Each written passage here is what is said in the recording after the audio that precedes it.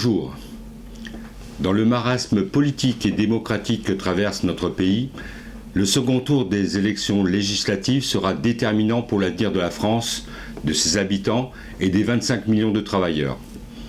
Pour la première fois depuis la Seconde Guerre mondiale, le Rassemblement national est en mesure d'obtenir la majorité, relative ou absolue, à lui tout seul. À toutes celles et ceux qui nous dénient le droit d'exprimer notre rejet de l'extrême droite, je réponds qu'en tant que syndicat, au regard de notre histoire et de la loi, ou par exemple pour pouvoir présenter des listes aux élections professionnelles au premier tour, nous devons justifier de notre comportement pendant l'occupation de la France entre 1940 et 1945. Nous avons donc le droit, mais surtout le devoir de combattre des idées politiques contraires aux valeurs démocratiques inscrites dans notre ADN et totalement contraires aux intérêts des travailleurs. Au-delà de son programme populiste qui fracturera la France en s'attaquant aux droits fondamentaux universels, il a aussi des idées catastrophiques sur l'économie, aux conséquences lourdes pour les travailleurs, pour l'environnement, sur les services publics de l'audiovisuel, de l'éducation, de la santé, etc., et leurs missions d'intérêt général. Et le groupe La Poste n'y échappe pas non plus en proposant la fin de la contribution de l'État au financement des 4 missions de service universel.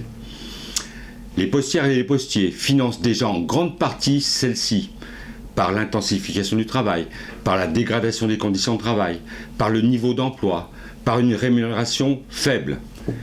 La politique promise par le RN aggravera donc la situation de nos mandants et nous ne devrions rien dire. Sa conception, à l'opposé de la nôtre sur la démocratie et le dialogue en entreprise, peut même être de nature à modifier considérablement le type de syndicalisme que nous prônons et que nous portons sur le rôle et la place de la négociation, basée sur l'intelligence des rapports sociaux et non sur les seuls rapports de force en présence. De plus en plus de salariés nous rejoignent dans cette orientation, votent pour la CGT parce qu'ils estiment que c'est là un syndicalisme efficace, ancré sur le réel et qui produit des résultats concrets pour eux. Et nous ne devrions rien dire ? Eh ben non.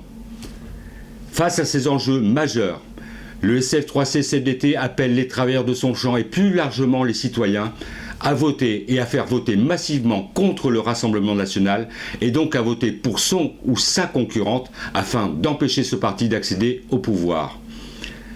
Vive la République, vive la France, vive la CFDT. Merci.